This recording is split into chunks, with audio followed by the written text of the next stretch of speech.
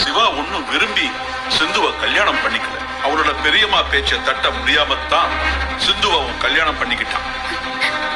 என்னைக்கு சிந்துவ ஒரு ஃப்ராடுன்னு அவன் நிரூபிக்கிறானோ அன்னைக்கு அவளை கை கழுவி விட்டு உன்னைத்தான் கல்யாணம் பண்ணிக்குவான்.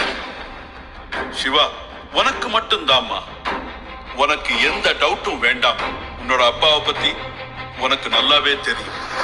இந்த அப்பா கொடுத்த வாக்க கண்டிப்பா காப்பாத்துவேமா. டாடி, உங்களோட நம்பிக்கையான வார்த்தை மட்டும்தான் என்ன உயிரோட வச்சிருக்கு. கமான் ஸ்னேகா, இது மாதிரி அழாதம்மா. ஃபோர்ஜரி பண்ணி மேரேஜ் பண்ண சிந்துவே சந்தோஷமா இருக்கா. ஏண்டா அழற?